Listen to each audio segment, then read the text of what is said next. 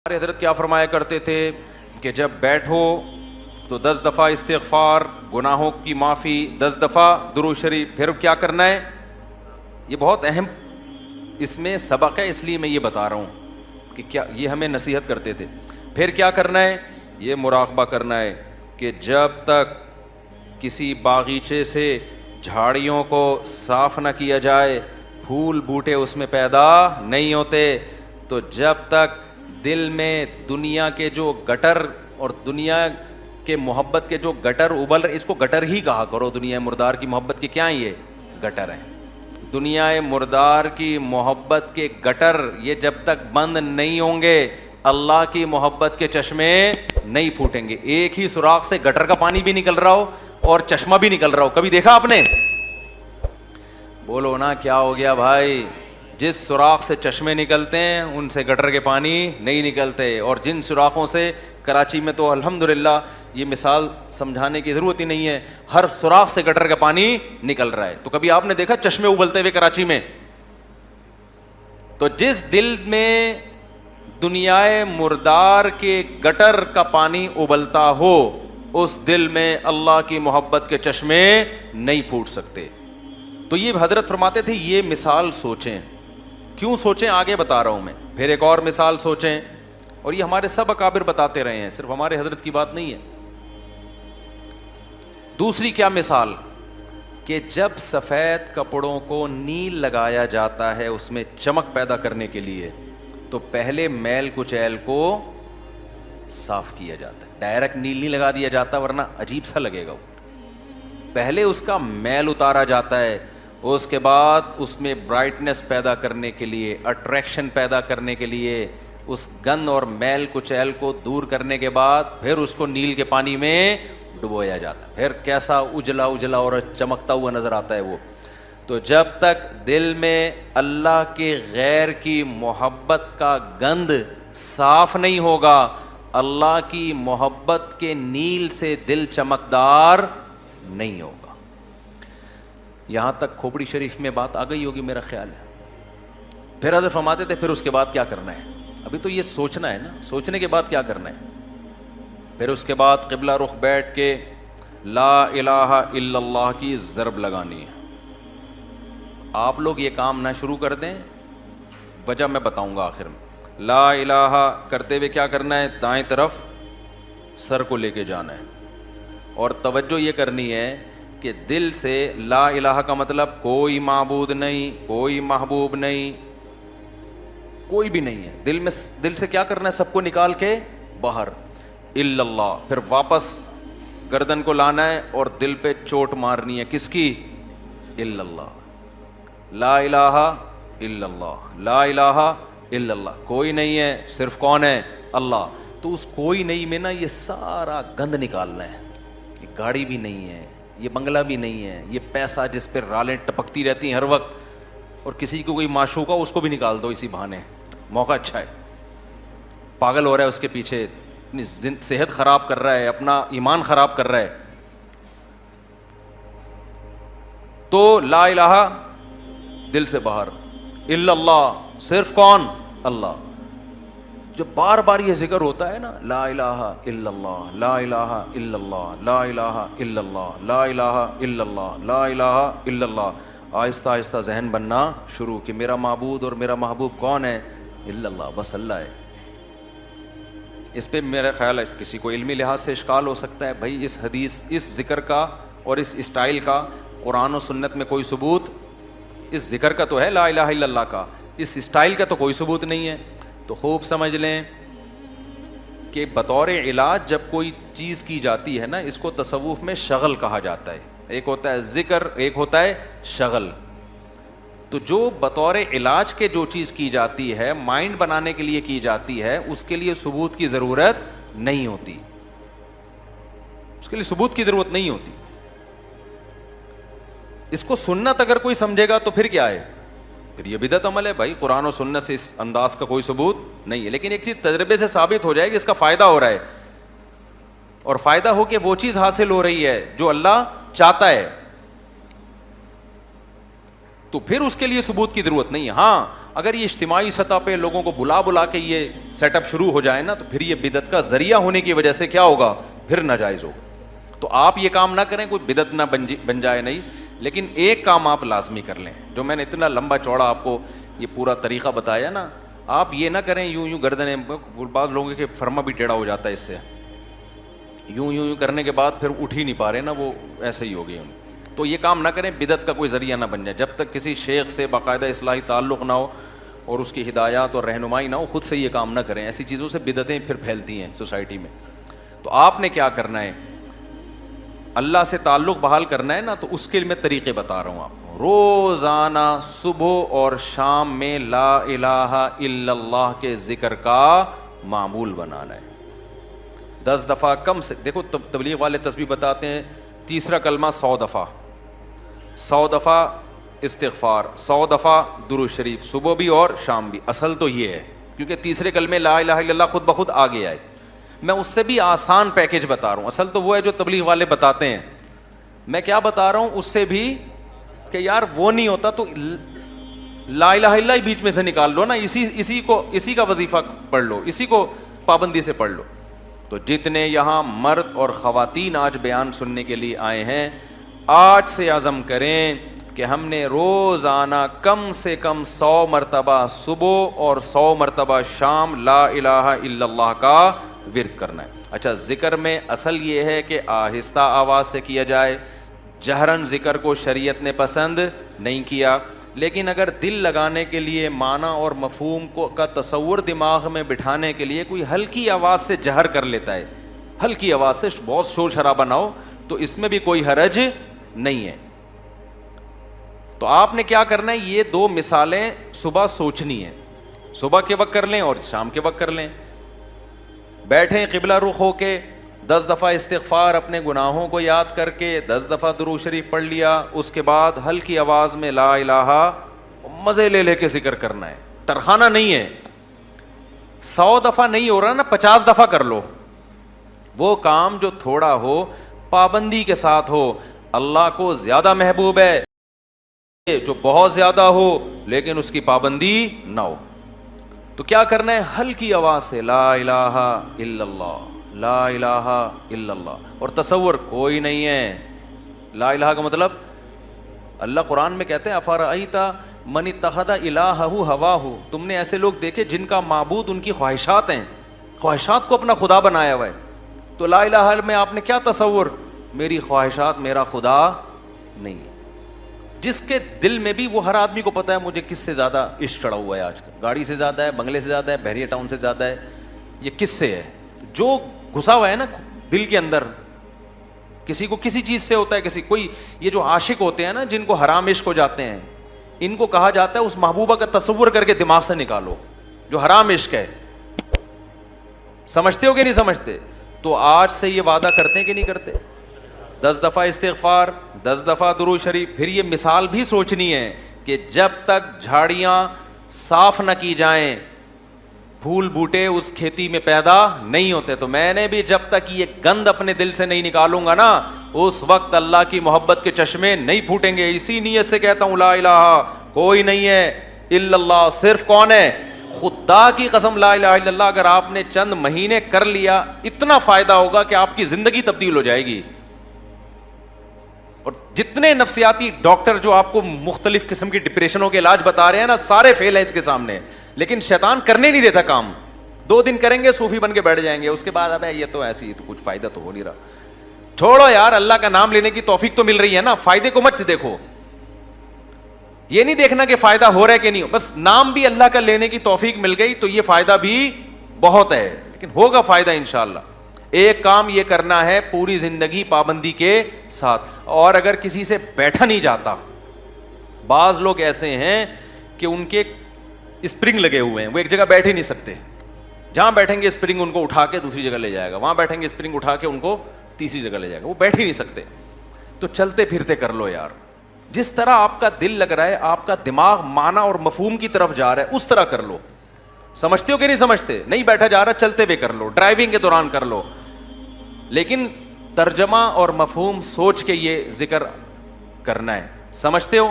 دوسرا کام, اللہ سے تعلق بحال کرنے کے لیے روزانہ ایک ٹائم دعا مانگنے کا معمول بناؤ. اللہ سے گڑ گڑا کے دعا مانگا کرو, دل لگے یا نہ لگے. باتیں کرنا سیکھو. لوگ کہتے ہیں ہمارے پاس الفاظ ہی نہیں ہوتے دعا کے. آ جائیں گے آہستہ آہستہ, جب کرتے رہو گے نا الفاظ بھی اللہ سکھا دے گا. آدم علیہ السلام نے جب توبہ کی ہے, قرآن سے پتہ چلتا ہے ان کے پاس الفاظ نہیں تھے کہ اللہ سے کیسے توبہ کروں میں. پریشان تھے, توبہ کے الفاظ نہیں تھے. قرآن کہتا ہے فَتَلَقَّىٰ آدَمُ مِن رَبِّهِ, رب نے آدم کو سکھائے الفاظ کہ یہ الفاظ سے دعا مانگو. تو جب آپ اللہ کے سامنے گڑ گڑاؤ گے تو انشاءاللہ اللہ آپ کو الفاظ بھی سکھاتا رہے گا. دعا ہی میں ایک اور کام کرو.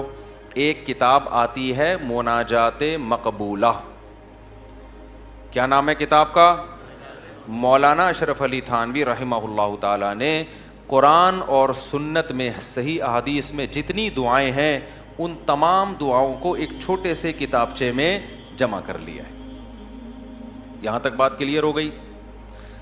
پھر کیا کیا ہے؟ اب ساری دعائیں روزانہ مانگنا تو بڑا مشکل ہے, تو بہت ساری دعائیں ہیں, تو انہوں نے ان ساری دعاؤں کو 7 حصوں میں ہفتے کے 7 دنوں میں ڈیوائڈ کر دیا ہے. اس سے وہ پڑھنا کیا ہو گئی ہیں؟ آسان. پھر لکھ دیا ہے ہفتے کی دعائیں, اتوار کی دعائیں, پیر کی دعائیں, منگل کی دعائیں, بدھ کی دعائیں, جمعرات کی دعائیں, جمعے کی دعائیں. تو جہاں جمعے کی دعا اسٹاپ ہو رہی ہے وہیں اسٹاپ کر دو, کیونکہ اب جو مناجات مقبولہ مل رہی ہے اس میں پھر لوگوں نے اپنی گریبیاں بھی بہت آگے لگا دی ہیں. تو آپ نے یہاں میرا خیال ہے میں نے ساتھیوں سے کہا تھا رکھوائیں مناجات مقبولہ. یہ کوئی بزنس نہیں ہے, پتہ چلا مفتی صاحب منجن بیچ رہے ہیں اپنی کتابیں بیچ کے بغیر پروفٹ کے. یہاں میرا خیال ہے مل جائیں گے. بھائی تو میں نے بولا تھا سب کے لیے لے کر آؤ. بس یہ تو اللہ ان سب کو ہدایت دے. کل سے میں چیخ رہا ہوں کہ لوگ زیادہ ہوں گے, مناجات مقبولہ بہت زیادہ تعداد میں ہونی چاہیے تاکہ سب لوگ خریدیں. جی چلیں آپ یہاں 150 ہوں گے اعتکاف والوں کے لیے, لیکن کسی کو فری پھوکٹ میں نہیں دینا ہے. فری والا کام ہمیشہ اس کا کوئی فائدہ نہیں ہوتا, پیسے خرچ کر کے لینی ہے, کوئی پروفٹ نہیں ہے. تو باقی لوگ بنوری ٹاؤن سے بھی ملتی ہے, ہر جگہ سے مل جاتی ہے, ٹھیک ہے نا. وہ کتاب خواتین بھی رکھیں, مرد حضرات بھی گھر میں رکھیں. اس سے فائدہ کیا ہوگا؟ ویسے الگ سے بھی دعا ہاتھ اٹھا کے اخپل طریقے سے مانگیں, رٹے رٹے الفاظ نہ ہو, آپ کے اپنے الفاظ ہوں. اور دوسرا اس دعا کو بھی روزانہ پڑھنے کا معمول بنائیں. اس سے فائدہ کیا ہوگا؟ اس میں قرآن و سنت کی جتنی دعائیں, پیغمبروں کی دعائیں ہیں, اللہ نے جو دعائیں ہمیں خود سکھائی ہیں, وہ ساری ایک ہفتے میں آپ مانگ لو گے. تو یہ کوئی کم فضیلت ہے؟ بہت بڑی فضیلت ہے. اور پھر ایک اور خاندانی فائدہ ہوگا, جب آپ وہ پابندی سے پڑھنے کا معمول بناؤ گے نا, تو 6-7 مہینے سال کے بعد جا کے وہ ساری دعائیں آپ کو یاد ہونا شروع ہو جائیں.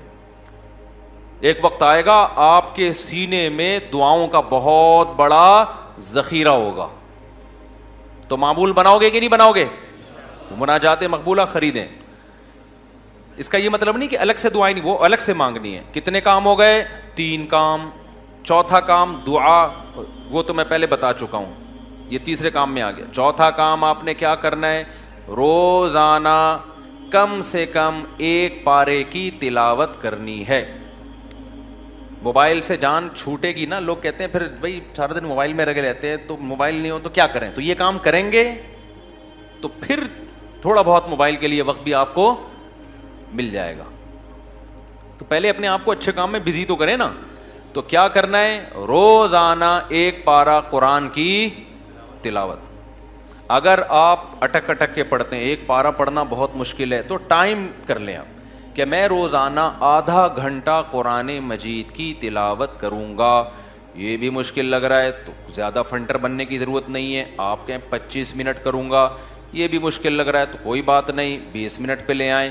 یہ بھی مشکل لگ رہا ہے 15 منٹ پہ لے آئیں. یہ بھی مشکل لگ رہا ہے آپ بولیں صرف 10 منٹ میں تلاوت کروں گا. کوئی ٹینشن کی زیادہ کے چکر میں نہ پڑیں. شیطان کیا کہتا ہے؟ تو بہت نیک آدمی, یہ 10 منٹ سے کیا ہوتا ہے, سارا مسئلہ یہاں سے خراب ہوتا ہے. آپ 10 منٹ بیٹھ جاؤ قرآن لے کے. وہ 10 منٹ جو پابندی کے ساتھ ہو, اس 2-3 گھنٹے کی تلاوت سے بہتر ہے جس میں 2 دن بہت بڑا ولی اللہ بنا ہوا ہے, اس کے بعد مارکیٹ سے شارٹ ہو گیا. آئی بات سمجھ میں؟ تو روزانہ کیا کرنا ہے؟ تلاوت کا معمول بنانا ہے. کتنے کام ہو گئے؟ 4. پانچواں کام کیا کرنا ہے آپ نے؟ دیکھو قرآن میں تہجد کی اتنی زیادہ فضیلت اللہ نے بیان کی ہے نا کہ ایسا لگتا ہے کہ جو جنت میں جائیں گے وہ تہجد تو پڑھتے ہی ہوں گے لازمی. یعنی قرآن سے ایسا لگتا ہے, کہیں بھی ایسا نہیں ہے کہ جنتیوں کی صفت بیان کی اور تہجد کا اس میں تذکرہ نہ ہو. تو ہمت کر کے نا رات کو 2 سے 4 رکعتیں کم از کم پڑھنے کا معمول بنا لو. اور اس 4 اور جو دعا کرو گے نا وہ اسی 4 رکعتوں کے بعد, وہ جو ایک معمول میں نے بتایا نا دعا کا, کیونکہ سب سے زیادہ قبولیت کا وقت کون سا ہے؟ رات کا آخری. تو ہماری خواتین کو بھی ان چیزوں کا اہتمام کرنا چاہیے اور ہمارے مردوں کو بھی. آپ دیکھنا انشاءاللہ زندگی میں آہستہ آہستہ زبردست تبدیلی آنا شروع ہوگی, سکون آنا شروع ہوگا گھروں میں, اطمینان. ایک دم سے نہیں ہو جاتا سب کچھ, تھوڑا سا اللہ سے کنیکشن بحال ہونا شروع ہوگا. اور یہ تو ہے, یعنی یہ فرائض واجبات کے بعد کی بات کر رہا ہوں. اور دوسرا جو اللہ کے مخلوق کے حقوق ہیں ان میں سب سے بڑا حق یہ ہے کہ مخلوق پہ پیسہ خرچ کیا جائے. انگریزوں والے اخلاق سے کچھ بھی حاصل نہیں ہوتا, لوگ تعریفیں کر دیتے ہیں بہت اچھے. گورا کیا کرتا ہے؟ مسکراتا بہت ہے, وہ کبھی غصہ نہیں آئے گا اس کے, اچھی بات ہے, یہ کوئی بری چیز نہیں ہے. روکھڑا نہیں نکلتا اس کی جیب سے. بات آ رہی ہے سمجھ میں؟ ابے بھائی بس یہ کہہ کے بیان ختم کر رہا ہوں. گورا پتہ ہے کیا ہے؟ بہت اچھا ہے. کیوں؟ جب آپ سے ملے گا نائس ٹو میٹ یو, آپ سے مل کے مجھے خوشی ہوئی. جب بات کریں گے مسکرا کے, اچھی بات ہے, حدیث میں آتا ہے مسکرا کے بات کرنا صدقہ ہے. کبھی کسی سے لڑیں گے نہیں اور بڑے تمیز سے سب کچھ. روکھڑا نہیں نکلتا گورے کی جیب سے. آپ جو دیکھ رہے ہیں نا بل گیٹس وغیرہ بہت زیادہ پیسہ ان کے پاس ہے, تو یہ جو کر رہے ہوتے ہیں نا یہ ان کے چونی اٹھنی ہوتی ہے, سمجھتے ہو؟ یہ جو اتنا خود ٹرسٹ میں دے رہے ہوتے ہیں یہ ان کی چونیاں اٹھنیاں ہیں. تو اٹھنی نئی جنریشن کو تو اٹھنی کا مطلب ہی نہیں پتا کیا ہوتی ہے. نئی جنریشن جو ہے نا کچھ دنوں میں کہے گی کہ ہمارے ابا نا, ابے تو غریب آدمی, صرف 5,000 کا نوٹ تجھے جیب خرچی میں ملتا ہے, تجھے شرم نہیں آتی؟ یہ 5,000 کی یہ ویلیو ہونے والی ہے ابھی تھوڑے دنوں میں. تو خیر اللہ تعالیٰ نے ہمیں حکم دیا ہے وفی اموالہم حق للسائل والمحروم, ان کے مالوں میں جو ضرورت مند لوگ ہیں ان کا حق ہے. ایسے صدقات و خیرات کیا کرو جیسے گورا ٹائم پہ ٹیکس دیتا ہے. ان کے یہاں ٹیکس کی بڑی ویلیو ہے, اچھا شہری ہے, ٹیکس میں ڈنڈی نہیں مارتا.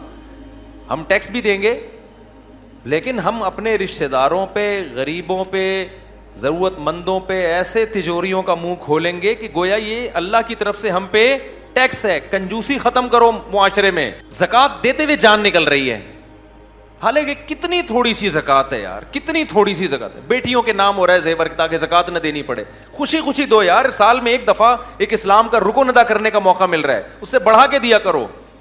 2.5% ہے, ہم 5% دیں گے جی, غریبی اللہ بھی تو ہمیں ضرورت سے زیادہ دے رہا ہے کہ نہیں دے رہا؟ جتنا اللہ کے ذمے ہمارا رزق ہے وہ تو 2 روٹی ہے صبح اور ایک شام, اور بالکل فٹ فاٹ رہتا ہے, لیکن اللہ پراٹھے بھی کھلا رہا ہے. اللہ ہم تختوں پہ بھی سو سکتے ہیں لیکن اللہ نے سونے کے لیے ہمیں کیا دیے ہوئے ہیں؟ گدے دیے ہوئے ہیں. ہر چیز ہمیں اللہ نے, ایک جوڑا ہمارا گزارے کے لیے کافی ہے جو سطر کو ڈھانپ لے, لیکن پیٹیاں کھولو پوٹلوں کے پوٹلے نکل کے گریں گے نیچے. تو میرے بھائی اللہ کیا ہمیں ترسا ترسا کے دیتا ہے؟ ہماری ضرورت سے کئی گنا زیادہ. تو جب اللہ ہم سے مانگتا ہے تو ہمیں بھی چاہیے اللہ کے لیے اپنے ہاتھ کو کھلا رکھیں. تو جتنے خواتین یہاں بیٹھی بیان سن رہی ہیں, جتنے مرد, ہر مہینے معمول بنائیں کچھ نہ کچھ اماؤنٹ پابندی سے صدقہ کریں گے, اور اپنے بچوں کو سکھائیں. یہ بچوں کو پتہ ہے آج کل کیا سکھایا جا رہا ہے؟ بیٹا پیسہ پیسہ جو ہے نا اس پہ کبھی کمپرومائز نہیں کرنا. ہر وقت ان کے سامنے دولت کی باتیں, پیسے کی باتیں, دولت کی باتیں, پیسے کی باتیں, بزنس کی باتیں. لہذا جس بچے کو جاب نہ ملے وہ کھمبے سے لٹک کے مرتا ہے. پھر وہ بچے کو توکل کی باتیں کرو, بیٹا پیسہ ویسا کچھ نہیں ہوتا, ٹھیک ہے اللہ نے ہمیں بہت دیا لیکن یہ سب کچھ نہیں ہے, اصل عمل ہے. اصل کیا ہے؟ عمل ہے. قارون جب اپنے خزانوں کے ساتھ نکلا تو غریبوں نے کہا پیسہ ہی سب کچھ ہے. اہل علم نے کیا کہا؟ بھائی یہ کچھ بھی نہیں ہے, اصل عمل ہے. یہ اہل علم نے کہا نا, قرآن میں کئی بار ہی بتا چکا. تو اپنے بچوں کو سکھاؤ بیٹا پیسے, کسی کی دولت دے کے رالے مت ٹپکانا. اصل کیا ہے؟ عمل ہے. صدقہ خیرات, یہ پیسے والا اگر صدقہ خیرات کرتا ہے تو بہت اچھا, نہیں کرتا تو بیٹا یہ پیسہ وبال جان ہے. تو بچپن سے ان کو عیدیاں دیا کرو تو ان کو بولا کرو کہ کچھ صدقہ کرو اس میں سے. ہماری حضرت تو فرمایا کرتے تھے جب فقیر کو پیسہ دینا ہو نا بچے کے ہاتھ سے دلواؤ کہ تم دے کر آؤ جا کے. تاکہ اس کو پیسہ دینے کی عادت پڑے. اپنے بچوں کے سامنے اپنی بہنوں پہ خرچ کیا کرو, اپنے رشتہ داروں پہ خرچ کیا کرو, تاکہ ان کو بھی بڑے ہو کر عادت پڑے کہ ہم نے بھی کیا کرنا ہے, اپنے بہن بھائیوں پہ خرچ کرنا ہے. ابا مر رہا ہوتا ہے, وصیت کر رہا ہوتا ہے میری بیٹیوں کا خیال کرنا, اگلا بول رہا تھا تو نے کون سا اپنی بہنوں کا خیال کیا کبھی زندگی میں؟ دادا یہی حسرتیں لے کے دنیا, ان کی بہنوں کی تو وراثتیں کھا کے بیٹھا ہوا ہے ابا ہمارا, پھپھیوں کی وراثتیں کھا کے, ہوتا ہے نا ابا نے سارا وہ اسی سے تو چل رہا ہے. تو بھائی دل بڑا کرو گے تو اللہ بھی کیا کرے گا, ہاتھ اپنے بڑے گا. اور دل کنجوس کرو گے نا, ایسے بچا بچا کے گلک لا کے دیے ہوئے بچوں کو کہ گلک میں, میرے اللہ کا بڑا فضل ہے, جب میں بچپن میں گلک رکھتا تھا نا تو مجھ سے 2-4 دن تک چلا ہی نہیں جاتا تھا وہ, اس کے بعد لات مار کے توڑتا تھا, بھائی جا کلفی کھا, آئس کریم کھا. یار ہم جاتے تھے ٹافیاں کھا رہے ہوتے تھے اور پتہ نہیں کون سی چھالیاں اور سوف, ہم سے ہوا ہی نہیں یہ کام, اللہ نے بچایا ہمیں اس لعنت سے. وہ گلک یار ایک ٹینشن ہے بھائی, مجھے کلفی کھانے کا بھی دل چل رہا ہے, دل چاہ رہا ہے, اور پیسے میں چمنی کس میں ڈال رہا ہوں, گلک میں. ٹینشن ہے یار, کھاؤ, کل کس نے دیکھی ہے. اسراف نہ کرواؤ کہ بھیک مانگ مانگ کے کھانا شروع کر دے لوگوں سے. لیکن بچوں کا دل کیا کرو, جب عیدیاں دیا کرو بیٹا بھائیوں کو بھی کھلانا, باہر دوستوں کو بھی کھلانے والا بن, کھانے والے دنیا میں بہت ہیں, پھوڑنے والے کیا ہیں, بہت ہیں, کھلانے والے کم ہیں. اللہ کی عادت کھانا ہے یا کھلانا ہے, تو اللہ کو پسند بھی کون ہے, کھلانے والے. اور خوب سمجھ لو, زیادہ سے زیادہ غریب ہو جاؤ گے نا, لوگ کہتے ہیں بھائی غریب نہ ہو جائیں, حدیث میں آتا ہے سب سے بہتر صدقہ وہ ہے تأمل الغنا و تخش الفقر, جس صدقے میں تمہیں ڈر لگے کہ کل میں غریب نہ ہو جاؤں, اور صدقہ نہ کرنے میں امیدیں ہوں کہ مالدار ہو جاؤں گا. اس کنڈیشن میں جو صدقہ کیا جائے گا وہ کیا ہے, سب سے بہتر. تو ایسا نہ ہو کہ حاتم طائی کی قبر پہ جا کے لات مار دیں اور سب چیریٹی کر کے کل بھیک مانگنے آئے ہیں مجھ سے چندہ. تو میں تو موٹیویشن کے لیے کہہ رہا ہوں, لیکن جو کنجوسی مارکیٹ میں چل رہی ہے وہ مسلمانوں کا کلچر نہیں ہے, یہ ہم لوگوں نے غیر مسلموں سے سیکھی ہیں یہ چیزیں. نہ وہ تو بیوی پہ خرچ کر رہے ہیں, نہ وہ اولاد پہ خرچ کر رہے ہیں, وہ تو 2 بچے پیدا کم بخت اس لیے کر رہے ہیں 2 سے زیادہ نہ ہو کہ خرچ نہ کرنا پڑ جائے ان کے اوپر. تو جس کم بخت کی یہ سوچو کہ اپنی اولاد کے لیے, اولاد پیدا کرنے کے لیے تیار نہ ہو کہ خرچ کرنا پڑے گا, ان سے کیا سخاوت کی امیدیں لگاؤ گے بھائی آپ, وہ آپ کو سخاوت سکھائیں گے. خرچ کرنے کا سب سے بہترین محل تو ماں باپ اور اولاد ہیں, انہی کے لیے تو انسان کماتا ہے. کوئی بات نہیں, پیدا ہوں گے کھلائیں گے, کوئی بات نہیں. اور بچے کہیں نا کہ ابا کھانے کو روٹی نہیں ہے, بیٹا روٹی ضروری نہیں ہے, اللہ پیٹ ضرورت کا, ہمارے نبی کو تو 40 دن روٹی نہیں ملتی تھی, کوئی ضروری نہیں ہے, جتنی ضروری ہے اتنی اللہ دے دیتا ہے, باقی اللہ زیادہ دے رہا ہے تو شکر ادا کرو, نہیں دے رہا تو کیا کرو. آج لوگ کہتے ہیں غربت کی وجہ سے نا لوگ ڈپریشن میں جا رہے ہیں, خودکشیاں ہو رہی ہیں. بھائی غربت کی وجہ سے نہیں, تربیت نہ ہونے کی وجہ سے ہو رہا ہے یہ. پہلے بھی غریب ہوتے تھے لیکن مائیں سکھاتی تھیں, باپ سکھاتے تھے, بیٹا آج روٹی ہے ٹھیک ہے, اور نہیں ہے تو کیا ہے, صبر کرو.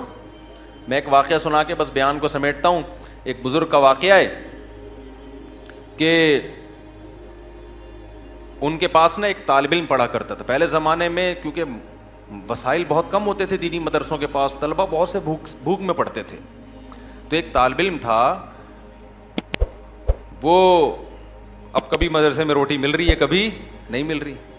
تو وہ بزرگ تھے, وہ بھی اسی کے ساتھ جب بھوکے رہتے, جب روٹی ہے تو ٹھیک ہے, بھوکے نہیں ہے تو کھا لیا, چلو جی روٹی ہے تو کھا لیا. امام ابو یوسف جو امام ابو حنیفہ کے شاگرد ہیں نا, پتہ نہیں کتنے سال انہوں نے صرف دہی اور سوکھی روٹی پہ گزارا کیا ہے, پھر جا کے علم حاصل کیا ہے. اگر اس طرح کے ان کو تربیت دی جاتی کہ کامیاب وہ ہے جو پراٹھے پھوڑ رہا ہے اور یہ کھا رہا ہے, تو وہ تو ابو یوسف تھوڑی بنتے. پھر وہ قاضی القضاء, اسلامی دنیا کے جو سب سے پہلے مسلمان جج تھے نا, سب سے بڑی آبادی پہ, وہ امام ابو حنیفہ کے شاگرد ابو یوسف رحمۃ اللہ علیہ تھے. وہ پیڑے کھا کے نہیں بنے ہیں, وہ سوکھی روٹیاں کھا کے. مولانا طارق جمیل صاحب کی آج لوگ عیش و عشرت دیکھتے ہیں, کئی مہینے ابلے ہوئے چاولوں پہ گزارا کیا ہے. تو وہ جو بزرگ تھے نا, ان کے شاگرد نے کیا کہا, جب کھانا ہوتا نا تو وہ کھلا دیتے, جب کھانا نہیں ہوتا تو وہ بزرگ کہتے کہ بیٹا آج ہم اللہ کے مہمان ہیں, آج ہم کیا ہیں, آج اللہ کھلائے گا. مطلب ہے کہ کوئی کھانے کا انتظام اللہ کھلائے گا, کہ یہ مطلب ہوتا ہے کہ کوئی انتظام, بس اللہ تسلیاں دے گا, یعنی صبر کی توفیق دے. تو ویسے ہی ہوتا. ایک دن وہ بیچارہ بیٹھا ہوا, تو بزرگ اس نے پوچھا کہ کھانا ہے, انہوں نے کہا ہاں ہے. تو وہ طالب علم رونے لگا. یہ تربیت کی بات بتا رہا ہوں آپ کو, آج کل یہ تربیت نہیں ہے. بزرگ نے کہا بیٹا آج تو کھانا ہے, آج تم رو کیوں رہے ہو؟ انہوں نے کہا کہ استاد جی آپ جب یہ کہتے تھے نا آج ہم اللہ کے مہمان ہیں, اس میں جو لذت تھی وہ کھانا کھانے میں نہیں تھی, کیونکہ آج اللہ کے لیے جب صبر کرنا پڑتا ہے تو اس کا اپنا مزہ ہے نا. روزے میں بھی تو ہم بھوکے پیاسے رہتے ہیں, لیکن اس کا ایک لطف ہے. یہ کس کے لیے رہتے ہیں؟ یہ اللہ کے لیے رہتے ہیں. ویسے کوئی ہمیں بھوکا پیاسا ذرا رہ کے تو ڈاکٹر کہہ کے تھک گئے, کم کھاؤ کم کو مانتا ہے, خود ڈاکٹر نہیں مانتا اپنی بات.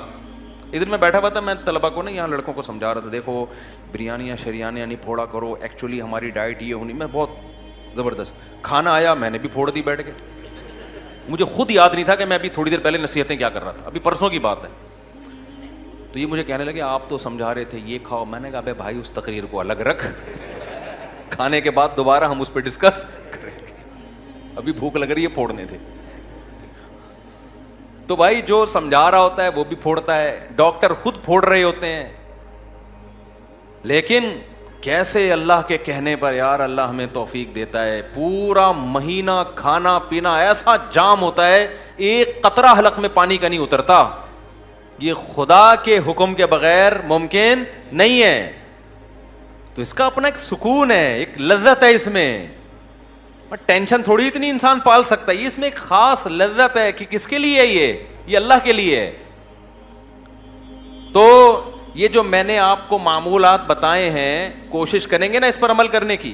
صدقہ بھی کرنا ہے, خیرات بھی کرنا ہے, اور خواتین نے بھی خیرات کرنا ہے. نبی صلی اللہ علیہ وسلم نے خواتین کو الگ سے حکم دیا کہ تم صدقات و خیرات کی کرو اور اس آگ سے بچو جس سے بچنے کا اللہ نے حکم دیا. اب خواتین کہیں گی ہم کہاں سے صدقہ خیرات کا معمول بنائیں؟ بھائی آپ صدقہ خیرات کا ایسے معمول بنائیں کہ اگر کوئی پاکٹ منی شوہر کی طرف سے ملتی ہے اس کو تھوڑا بچا لیا کریں کہ بھائی اتنا میرا ہے باقی کیا کرنا ہے. یا اگر کوئی سورس آف انکم ہے اس میں سے کچھ خاص کر لیں. یا یہ بھی نہیں ہے, کچھ بھی نہیں مل رہا, تو نبی صلی اللہ علیہ وسلم نے فرمایا جو عورت شوہر کے پیسے صدقہ کرے شوہر کی اجازت سے, اپنے پاس صدقے کے لیے کچھ بھی نہیں ہے, شوہر سے یہ کہے کہ میں نے فلاں کو صدقہ کرنا ہے, میرے پاس پیسے نہیں ہیں, آپ مجھے اتنے پیسے دے دو تاکہ مجھے صدقے کا ثواب مل جائے. شوہر انسان کا بچہ تھا اتفاق سے, اس نے بھی کچھ پیسے نکال کے